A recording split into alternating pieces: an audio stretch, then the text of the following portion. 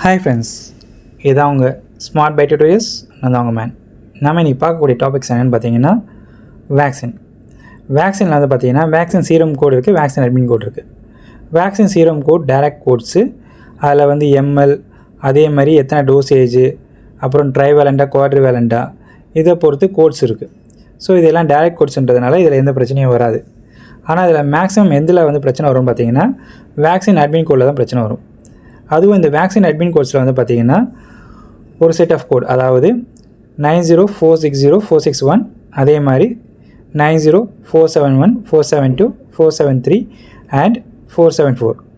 இந்த 6 சிபிடிஸ்குள்ளே தான் வந்து பிரச்சனை வரும். எப்போ வந்து என்ன சிபிடி கொடுக்கணும், எப்போ எந்த சிபிடி கொடுக்கக்கூடாது, அதோட கைட்லைன்ஸ் என்னென்னன்றதை பற்றி தான் நம்ம இன்றைக்கி பார்க்க போகிறோம்.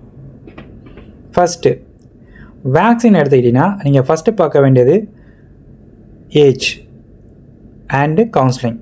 ஃபஸ்ட்டு பேஷண்ட்டோட ஏஜ் வந்து லெஸ் தென் 18 இருக்கணும், அதே மாதிரி கவுன்சிலிங் கொடுத்துருக்கணும்.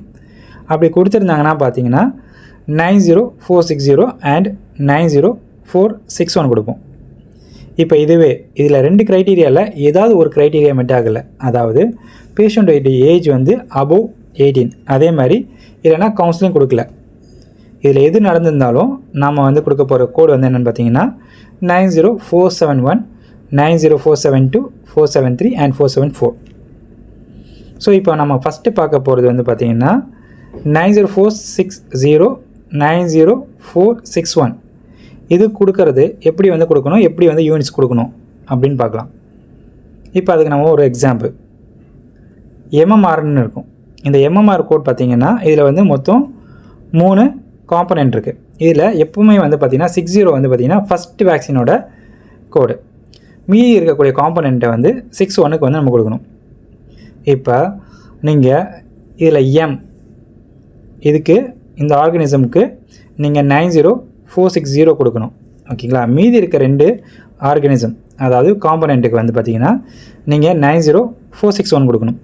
அப்போ இந்த சிபிடி இந்த சினாரியோவில் நம்ம எப்படி கோட் பண்ணலான்னு பார்த்தீங்கன்னா 90460 1 யூனிட்டும் 90461 வந்து 2 யூனிட்டும் கொடுக்கணும். இது மாதிரி தான் வந்து பார்த்தீங்கன்னா கொடுப்பீங்க. இப்போ எக்ஸாம்பிளாக இன்ஃப்ளூயன்ஸா வைரஸ், இப்போ இன்ஃப்ளூயன்ஸாவில் காம்பனெண்ட்டே இருக்காது. அப்போ உங்களால் என்ன கோட் கொடுக்க முடியும் பார்த்தீங்கன்னா 90460 மட்டும் தான் கொடுக்க முடியும். ஸோ இதுதான் வந்து 90460 அண்ட் 90461 எப்படி கோட் பண்ணணும் அப்படின்ற சினாரியோ. இப்போ இதுவே 90471 472 அண்ட் 473 அண்ட் 474 இதை எப்படி கோட் பண்ணணும் அப்படின்னு பார்த்தீங்கன்னா இது வந்து ரூட் ஆஃப் அட்மினிஸ்ட்ரேஷன் வச்சு பிரிச்சிருப்பாங்க. பர்குட்டேனியஸ், இன்ட்ராடர்மல், சப்குட்டேனியஸ் அண்ட் இன்ட்ரா மஸ்குலார் எப்படின்னு பிரிச்சிருப்பாங்க. ஸோ இதில் என்ன ரூட்டில் கொடுத்துருந்தாலும் நம்ம கொடுக்கக்கூடிய கோடு வந்து 90471 அண்ட் 90472. இதுவே இன்ட்ரா நாசல் ஆர் இன்ட்ரா ஓரலில் கொடுத்துருந்தாங்கன்னா நம்ம கொடுக்கக்கூடிய கோடு வந்து 90473 அண்டு 90474. இதில் நம்ம முக்கியமாக ஞாபகம் வச்சுக்க வேண்டிய விஷயம் என்னென்னு பார்த்தீங்கன்னா 2 ப்ரைமரி கோடை ஒன்றா கொடுக்கக்கூடாது. இதில் எது 2 ப்ரைமரி கோடுன்னு பார்த்தீங்கன்னா 90471 ஒரு ப்ரைமரி கோடு, அதே மாதிரி 90473 ஒரு ப்ரைமரி கோடு. ஸோ 2 ப்ரைமரி கோடையும் ஒன்றா கொடுக்கக்கூடாது. ஸோ எக்ஸாம்பிளாக கொடுக்குறேன் பாருங்களேன். ஒரு 3 வேக்சின் கொடுத்துருக்காங்க, அதில் வந்து 2 வந்து இன்ட்ராமஸ்குலரில் கொடுத்துருக்காங்க, 1 வந்து நேசலில் கொடுத்துருக்காங்க எப்படின்னு வச்சுக்கோங்களேன். இந்த சினாரியோவில் நம்ம எப்படி கோட் பண்ணணும் பார்த்தீங்கன்னா 90471 ஒரு யூனிட். எப்போவுமே 90471 வந்து ஒரு யூனிட் தான் கொடுக்க முடியும். மீதி எத்தனை வேக்சின் இருந்தாலும் அதோட 90472 கொடுத்து யூனிட் கொடுக்கணும். ஸோ இதில் வந்து பார்த்தீங்கன்னா இந்த சினாரியோவில் 90471 ஒரு யூனிட் கொடுக்கணும், 90472 ஒரு யூனிட் கொடுக்கணும். மீதி இருக்க ஒரு இன்டர்நேஷனலுக்கு வந்து பார்த்திங்கன்னா 90474 கொடுக்கணும்.